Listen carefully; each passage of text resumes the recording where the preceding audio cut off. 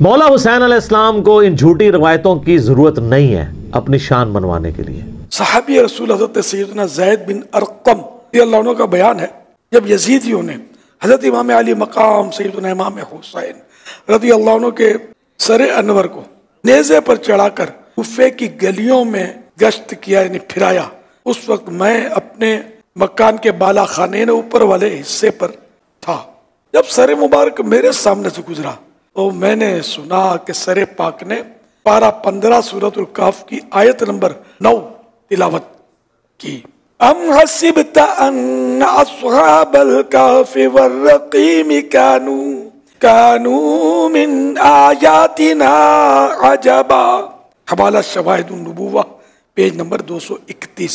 اسی طرح ایک دوسرے بزرگ رحمت اللہ علیہ نے فرمایا کہ جب یزیدیوں نے سر مبارک کو نیزے سے اتار کر ابن زیاد بدنہاد کے محل میں داخل کیا تو آپ رضی اللہ عنہ کے مقدس ہونٹ ہل رہے تھے اور زبان اقدس پر پارہ 13 سورہ ابراہیم کی آیت نمبر 42 کی تلاوت جاری تھی۔ وَلَا تَحْسَبَنَّ اللَّهَ غَافِلًا عَمَّا يَعْمَلُ الظَّالِمُونَ۔ علی بھائی نیکسٹ کوشچن ہے، ہم نے اپنے بڑے بزرگوں سے سن رکھا ہے سیدنا حسین علیہ السلام کا سر مبارک جب نیزے پر چڑھایا گیا اس سے تلاوت قرآن کی آواز آ رہی تھی، کیا یہ بات درست ہے؟ جھوٹ کوئی نہیں ہے، سب کہانیاں ہیں، اور اس قسم کے دیو ملائی قصے کہانیاں لوگ سناتے ہیں تو سننے والے روتے ہیں، اشش کر اٹھتے ہیں۔ میرے بھائی جو دنیا سے چلا گیا اب وہ کبھی قیامت تک واپس نہیں آئے گا، نہ اس کے ساتھ اس طرح کی ایکٹیویٹی کوئی پرفارم ہوگی۔ یہ بالکل کہانی ہے کہ سیدنا حسین کا سر جب نیزے پہ چڑھایا گیا تو وہ تلاوت قرآن کر رہے تھے۔ اگر یہ والے معاملات ہونے ہوتے تو حمزہ ابن عبد المطلب کے لیے بھی کوئی واقعہ رپورٹ ہوتا حدیث کے اندر، ان کی تو لاش کا مسئلہ ہوا ہے تو اس میں کہیں نہیں ہے کہ جب مسئلہ کیا گیا تو جو عضو کاٹتے تھے اس میں سے قرآن پڑھنے کی آواز آتی تھی، کوئی ہے؟ جھوٹ، یہ بالکل جھوٹا واقعہ ہے۔ مولا حسین علیہ السلام کو ان جھوٹی روایتوں کی ضرورت نہیں ہے اپنی شان بنوانے کے لیے، ان کی شان میں نبی علیہ السلام کی احادیث ہی کافی ہیں۔ صحیح بخاری میں حضرت ابوبکر کا قول ہے حسن و حسین کے چیپٹر میں کہ محمد صلی اللہ علیہ وآلہ وسلم کے قرب کو اہل بیت کے قرب میں تلاش کرو، اور اہل بیت سے مراد امام بخاری نے حسن و حسین کو لیا کیونکہ اس چیپٹر میں لے گیا۔ المستدرک للحاکم میں صحیح سند کے ساتھ حدیث ہے، جو بھی ہم اہل بیت کے ساتھ بغض رکھے گا، خواہ وہ پوری زندگی حجر اسود اور مقام ابراہیم کے درمیان نمازیں پڑھتا رہے، روزے رکھتا رہے، اگر اللہ سے قیامت کے دن اس حال میں ملا کہ ہم اہل بیت کا بغض اس کے دل میں ہوا تو اللہ اسے ضرور دوزخ میں داخل کرے گا۔ اللہم اجرنا من النار۔ صلاۃ بر محمد وآل محمد، اللہم صلی علی محمد وعلی آل محمد۔ تو حسین ابن علی کے لیے فضائل کے لیے یہ چیز ضرورت نہیں ہے، یہ جھوٹی باتیں ہیں۔ حسین ابن علی قیامت والے دن جب ان لوگوں کو دیکھیں گے تو دھتکار دیں گے کہ تم نے میرے بارے میں اس طرح کی باتیں مشہور کی ہیں، بالکل غلط بات۔ ٹھیک ہو گیا۔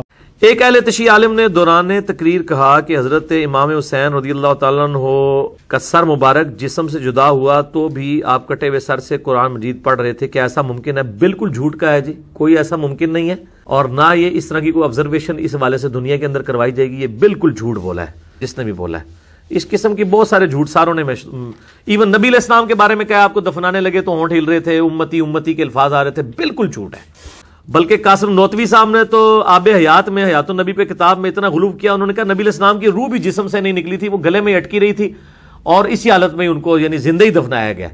تو اس پہ ایک بریلوی عالم جو ہے عباس رضوی صاحب، انہوں نے کتاب لکھی ہے واللہ آپ زندہ ہیں حیات النبی پہ، 450 صفحوں کی۔ انہوں نے کہا کہ ہمیں تو سارے تانا دیتے ہیں، ہم تو کم از کم مانتے ہیں کہ روح نکلی تھی، بعد میں داخل ہوئی ہے، یہ تو روح نکلنا بھی نہیں مانتے، ٹھیک ہے، اور یہ توحید انجوائے کر رہے ہیں۔ اس معاملے میں میرے بھائی سارے ہی ننگے ہیں، اب کیا کریں، ہم تو صرف سمجھا ہی سکتے ہیں۔ صحیح بخاری میں حدیث ہے، نبی علیہ السلام کے پاس واشی آیا فتح مکہ کے موقع پر، اور وہ واشی کون تھا؟ قاتل حمزہ۔ ہائے ہائے ہائے، حمزہ نبی علیہ السلام کے صرف چچا نہیں تھے بلکہ بھائی بھی تھے، دو شریک اور ہم عمر بھی تھے، دوست بھی تھے۔ واشی کو حضرت بلال نے سفارش کروائی کہ یا رسول اللہ میرے کہنے پہ معاف کر دیے جائے۔ واشی پیش ہوا، فرمایا واشی یا رسول اللہ قاتل حمزہ، یا رسول اللہ تیرا ایمان قبول ہے لیکن کیا تو ایسا کر سکتا ہے کہ اپنی شکل مجھے نہیں دکھانی؟ ہائے ہائے ہائے ہائے، یہ وہ شخص ہے جو حریص علیکم بالمؤمنین رؤوف الرحیم ہے۔ لیکن چچا کے معاملے میں، اور وہ چچا ایسا نہیں جو صرف چچا ہی تھا، وہ دین کا مجاہد تھا، دین کے لیے کنٹریبیوشن تھی.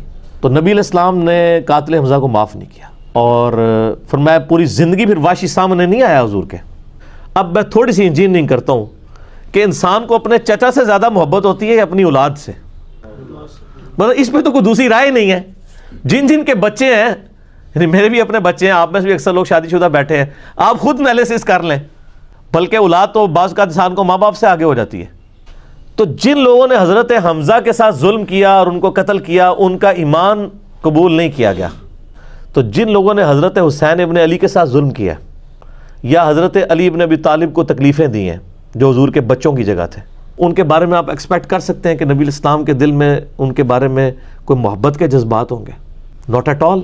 حتیٰ کہ آپ دیکھ لیں مسند احمد میں تواتر سے وہ حدیث نقل ہوئی ہے کہ ابن عباس کہتے ہیں کہ ایک دوپہر کے وقت میں نے خواب دیکھا اور میں گھبرا کے اٹھ گیا اس خواب کی وجہ سے. میں نے دیکھا کہ نبی الاسلام جو ہے وہ پرانگدہ حالت ہے، بال بکھرے ہوئے ہیں، جسم پہ گرد پڑی ہوئی ہے، ہاتھ میں خون کی ایک شیشی ہے.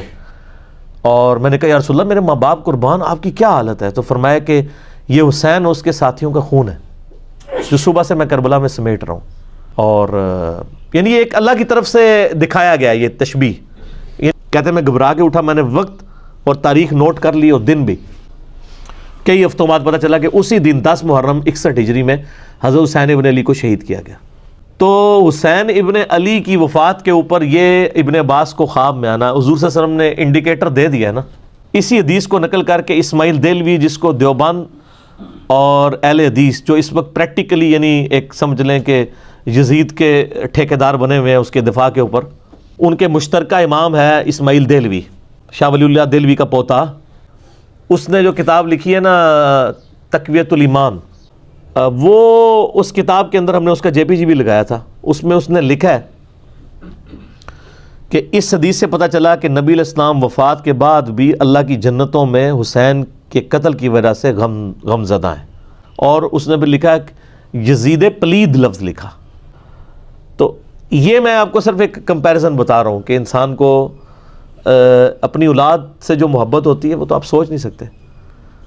ترمذی میں اور مسند احمد میں حدیث ہے نبی علیہ السلام نے حضرت حسین کو اٹھایا ہوا ہے اور آپ فرماتے ہیں اللہ یہ میرے بیٹوں میں سے ایک بیٹا ہے، اے اللہ اس سے محبت کر جو اس سے محبت کرے، اس سے دشمنی رکھ جو اس سے دشمنی رکھ. ہم یہ پوچھتے ہیں کہ حسین سے دشمنی کس نے رکھی ہوئی ہے؟ ذرا پوائنٹ آؤٹ کریں نا. کیا یہ تھریٹیکل بات ہے؟ تھی نا دشمنی، آج تک ہے، اس زمانے میں بھی تھی. تو وہ ان لوگوں کو پھر ان کے ساتھ کیا معاملات ہوں گے؟